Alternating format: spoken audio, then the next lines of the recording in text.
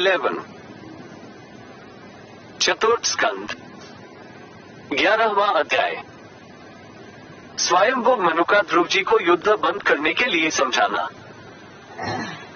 क्रोध करना ठीक नहीं, ये पापी नरक का द्वार। ऐसा कथन सुनकर महाराज ध्रुव में आचमन कर है, इसी के वशीभूत होकर तुमने इन निरपराध यक्ष का वध किया है। 7 तुम जो निर्दोष यक्षों के संहार पर उतर रहे हो, ये हमारे कुल के योग्य कर्म नहीं है। साधु पुरुष इसकी बड़ी निंदा करते हैं। एक बेटा, तुम्हारा अपने भाई पर बड़ा अनुराग था, ये तो ठीक है, परंतु देखो, उसके वध से संतप्त तुमने एक यक्ष के अपराध करने पर प्रसंगवश कितनों की हत्या कर डाली। 9 इस जड़ शरीर को ही आत्मा मानकर इसके लिए पशुओं की भांति प्राणियों की हिंसा करना ये विविध सेवी साधुजनों का मार्ग नहीं है। 10 प्रभु को आराधना करना बड़ा कठिन है, परंतु तुमने तो लड़कपन में ही संपूर्ण भूत की आश्रय स्थान श्रीहरि की सर्वभूतात्म भाव से आराधना करके उनका परम पद प्राप्त कर लिया है। 11 तुम्हें तो प्रभु भी अपना प्रिय भक्त समझते हैं तथा भक्तजन भी तुम्हारा आदर करते हैं। तुम साधुजनों के पथ प्रदर्शक हो, फिर भी तुमने ऐसा निंदनीय कर्म कैसे किया। 12 सर्वात्मा श्रीहरि तो अपने से बड़े पुरुषों के प्रति सहनशीलता, छोटों के प्रति दया, बराबर वालों के साथ मित्रता और समस्त जीवों के साथ समता का बर्ताव करने से हो प्रसन्न होते हैं। 13 और प्रभु के प्रसन्न हो जाने पर पुरुष प्राकृत गुण एवं उनके कार्य रूप लिंग शरीर से छूटकर परमानंद स्वरूप ब्रह्मपद प्राप्त कर लेता है। 14 बेटा ध्रुव देहादि के रूप में परिणत हो। श्री मैत्रेय जी कहते हैं, विदुर जी, ऋषियों का श्री नारायण के बनाए हुए नारायणास्त्र को अपने धनुष पर चढ़ाया। 1 उस बात के चढ़ाते ही यक्ष द्वारा रची हुई नाना प्रकार की माया उसी क्षण नष्ट हो गई। जिस प्रकार ज्ञान का उदय होने पर अविद्यादि क्लेश नष्ट हो जाते हैं, तो ऋषिवर द्वारा आविष्कृत उस अस्त्र को धनुष पर बढ़ाते ही उससे राजहंस के से पक्ष और सोने के फल वाले बड़े तीखे बाण निकले, और जिस प्रकार मयूर के कारव करते वन में घुस जाते हैं, उसी प्रकार भयानक साय साय शब्द करते हुए वे शत्रु की सेना में घुस गए। 3 उन तीखी धार वाले बाणों ने शत्रुओं को बेचैन कर दिया। तब उस ऋणागन में अनेकों यक्षों ने अत्यंत कुपित होकर अपने अस्त्र शस्त्र संभाले, और जिस प्रकार गरुड़ के चीरने से बड़े बड़े सर्प फन उठाकर उनकी ओर दौड़ते हैं, उसी प्रकार वे इधर उधर से ध्रुव जी पर टूट पड़े। 4 उन्हें सामने आते देख ध्रुव जी ने अपने बाणों द्वारा उनकी बुझाए जागे,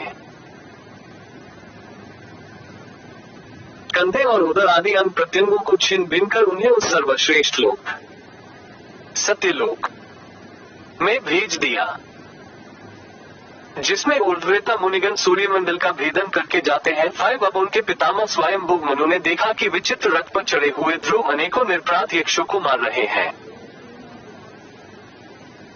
तो उन्हें उन पर बहुत दया आई। वे बहुत से ऋषियों को साथ लेकर वहां आई और अपने पौत्र ध्रुव को समझाने लगे। 6 पंचभूतों से ही स्त्री पुरुष का आविर्भाव होता। मनुजी ने कहा, बेटा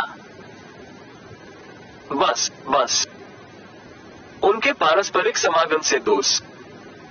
श्रीमद् भागवत।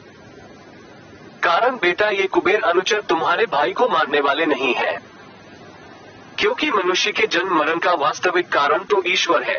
24 एकमात्र वही संसार को रचता,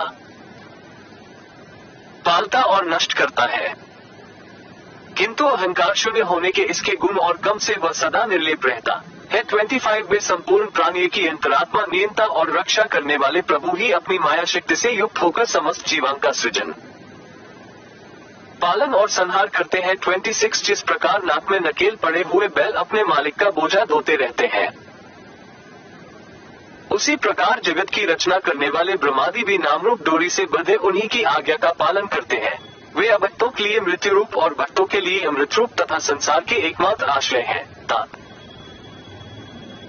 तुम सब प्रकार उन्हीं परमात्मा की शरण लो। 20 तुम 5 वर्ष की ही अवस्था में अपनी सौतेली माता के वाग्बाणों से मर्माहत होकर मां की गोद छोड़कर वन को चले गए थे। वहां तपस्या द्वारा जिन ऋषिकेश की आराधना कर कि तुमने त्रिलोकी से ऊपर ध्रुवपद प्राप्त किया है, और जो तुम्हारे वैभवहीन सरल हृदय में वात्सल्य विशेष रूप से विराजमान हुए थे, उन निर्गुण अद्वितीय अविनाशी और नित्य मुक्त परमात्मा को अध्यात्म दृष्टि से अपने अंतःकरण में ढूंढो। उनमें मतावलंबी काल, ज्योतिषी दैव और कामशास्त्री यह भेदभाव में प्रपंच न होने पर भी प्रतीत हो। 264 स्त्री पुरुष उत्पन्न होते हैं। 15 इस प्रकार काम कहते हैं। 22 वे किसी भी इंद्रिय या प्रमाण के विषय नहीं है।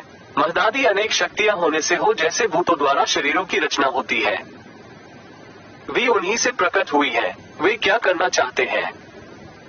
अपने मूल कारण उन प्रभु को तो जान हो कौन, वैसे ही उनकी स्थिति और प्रलय भी होते। इस बात को भी संसार में कोई नहीं जानता फिर सकता है। 23 भगवान को माया से सत्वादी गुणों में न्यूनाधिक भाव है। 16 पुरुष श्रेष्ठ निर्गुण परमात्मा तो इनमें केवल निमित्त मात्र है। उसके आश्रय से ये कार्य कारणात्मक जगत उसी प्रकार भ्रमता रहता है, जैसे चुंबक के आश्रय से लोहा। 17 काल शक्ति के द्वारा क्रमशः सत्वादी गुणों में क्षोभ होने से लीला में भगवान की शक्ति भी सृष्टि आदि के रूप में विभक्त हो जाती है। अतः भगवान अकर्ता होकर भी जगत की रचना करते हैं और संहार करने वाले न होकर भी इसका संहार करते हैं। सचमुच अनंत प्रभु की लीला सर्वथा अचिंतनीय है। 18 ध्रुव वे काल स्वरूप अव्यय परमात्मा ही स्वयं अंतरहित होकर भी जगत का अंत करने वाले हैं तथा अनादि होकर भी सबके आदि करता है।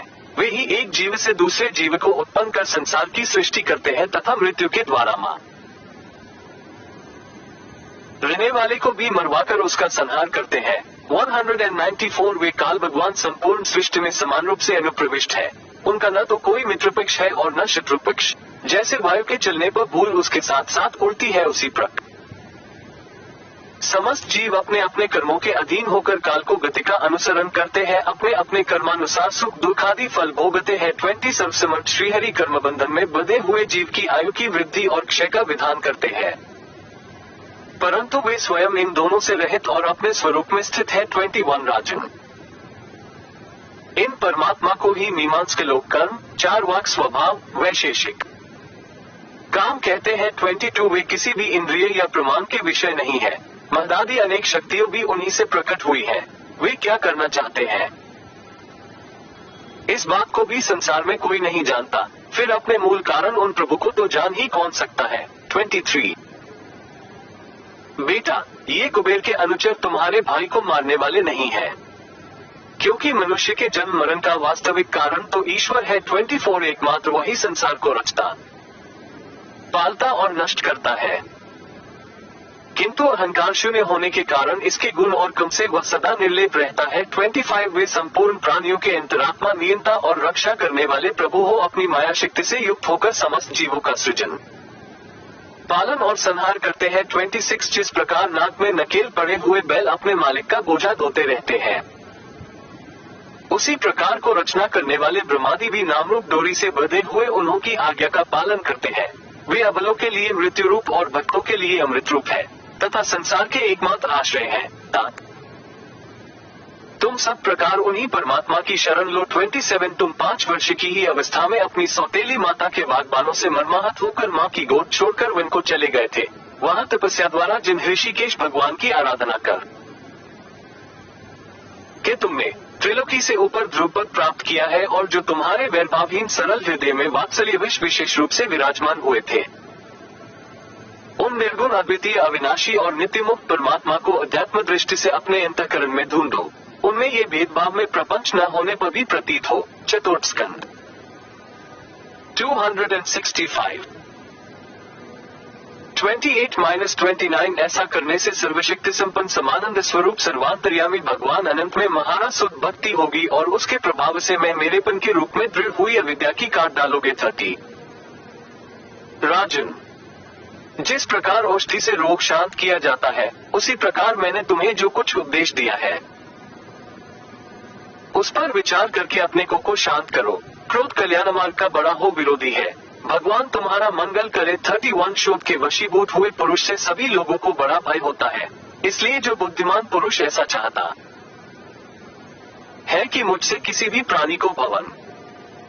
श्री मैत्रेय जी कहते हैं, विदुर जी, ध्रुव का क्रोध शांत हो गया है और वे यक्षों के वध से निवृत्त हो गए हैं।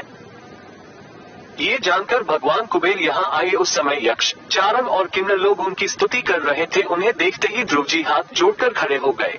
तब कुबेर ने कहा, वन। श्री कुबेर जी बोले, शुद्ध हृदय क्षत्रिय कुमार, तुमने अपने दादा के उपदेश से ऐसा दुस्त्यज वैर त्याग दिया, इससे मैं तुम पर बहुत प्रसन्न हूँ। वास्तव न तुमने यक्ष को मारा है और न यक्षों ने तुम्हारे भाई को समस्त की उत्पत्ति और विनाश का कारण तो एकमात्र काल ही है। 3 यह मैं तो आदि मिथ्या बुद्धि तो जीव को अज्ञान व स्वप्न के समान शरीरादि को हो आत्मा मानने से उत्पन्न होती है।